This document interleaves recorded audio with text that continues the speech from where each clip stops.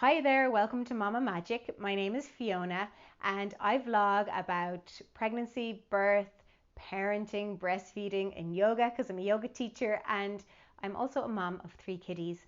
Today I'm going to vlog about something a little bit different, and that is homeschooling. So I'm just bringing you some facts about homeschooling in Ireland in 2021. We have been homeschooling for over a year now and I'm still a complete rookie and I'm learning every single day. But I just thought that it'd be interesting to bring these really informative and practical information to you, all about homeschooling in Ireland and how to do it and how you're protected in doing so. So firstly, I just want to cover the fact that homeschooling is legal in Ireland and is backed up by our constitution. Article 42 of our constitution is all about education, and I'm just going to read to you a little bit of that pertains to homeschooling. Article 42 of Bunreacht na hÉireann, or the Constitution of Ireland, states, and I quote, "The state acknowledges that the primary and natural educator of the child is the family and guarantees to respect the inalienable right and duty of parents to provide, according to their means, for the religious and moral, intellectual, physical and social education of their children." Point 2. Parents shall be free to provide this education in their homes or in private schools or in schools recognised or established by the state. Point 3. The state shall not oblige parents, in violation of their conscience and lawful preference, to send their children to schools established by the state or to any type of school designated by the state. The state shall, however, as guardian of the common good, require, in view of actual conditions, that the children receive a certain minimum education, moral, intellectual and social. Unquote. So that's really great to know that our rights are backed up in the Constitution, and it's relatively liberal laws that we have in Ireland protecting parents and their rights to home education. Very different to most countries, in fairness, so we're lucky in that sense. Point 2 I want to go on to is the fact that you don't need to do anything until your child turns 6 years old. Okay, so once the child turns 6, you do need to register, and that's part of what it says in the article as well, that this registering is done with TUSLA, which is the Child and Family Agency of the government. So the form that you need to fill in is called the R1, and it's available on the TUSLA website. I'll put a link in the comments below. It's not very detailed, to be honest. A lot of it's just like the regular, the details of the child and the family and all that, and what you're doing in your homeschool life, how the child is learning, and fine, it's easy enough to fill out, I found anyway. So following on from that, an assessment does need to take place. We haven't done ours yet, so I can't comment on that, but I know that an assessor from the Department of Education, or from TUSLA, should I say, comes out to your home to assess, how the education is going, and they talk to you, the parent, or whoever is providing the home education. They're not there to test the child. They're kind of just there to chat and to get an idea, making sure that you are covering that minimum education and just seeing how it's going and checking in on all that. So once that assessment has taken place and you have been given the go ahead that everything is fine, the assessment was successful, and your child is then officially registered as home educating.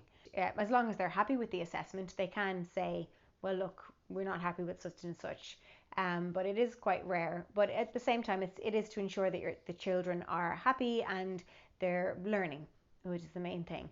So once you have gotten the go ahead that the assessment has been successful, then you are officially registered. The next point I want to cover is the fact that you don't need to follow a certain curriculum.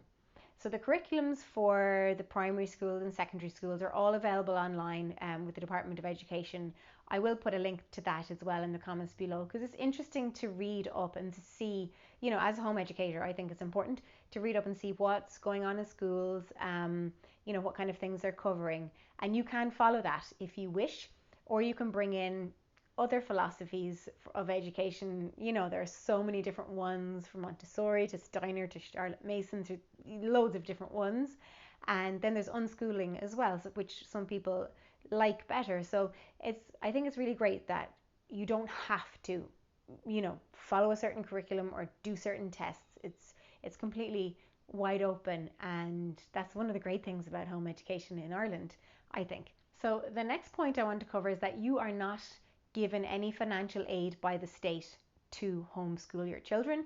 Um, it's up to you to do everything, and it's hard, but at the same time, I suppose it gives you the freedom to do what you want and to follow maybe your children's interests, or whatever, however you're pursuing your education. So I think that's really important, because some people think, oh, I'll get a tutor, it will be covered. It's not. Now there is something else called home tuition. It's completely different to home education. It really should have a different name, I think, because it's quite it'd be easy to confuse them, I think. But home tuition is something that is organized for a child when the school that the child is attending, so the child is registered in a school and they're attending the school, but that school cannot provide the education that child needs.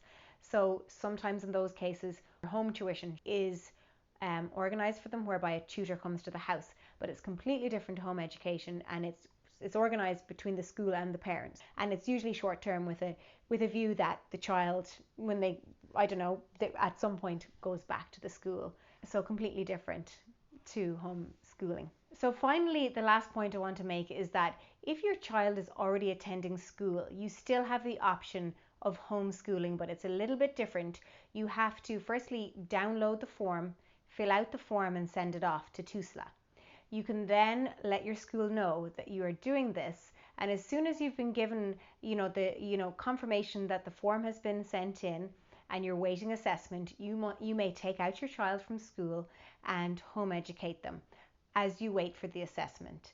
And the school where your child is registered, where your child has been attending, is obliged to keep that place for your child until the assessment has taken place and you are registered, or your child is registered, should I say, as home educating. So that's the process if your child is already attending school.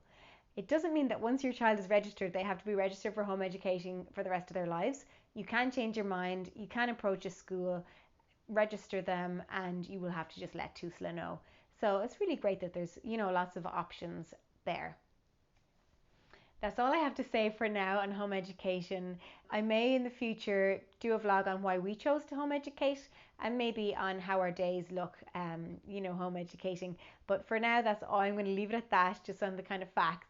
So thanks a million for watching. Please give it a thumbs up if you've enjoyed this video, and subscribe to get more videos from me. Thanks a million for watching. Take care. Bye.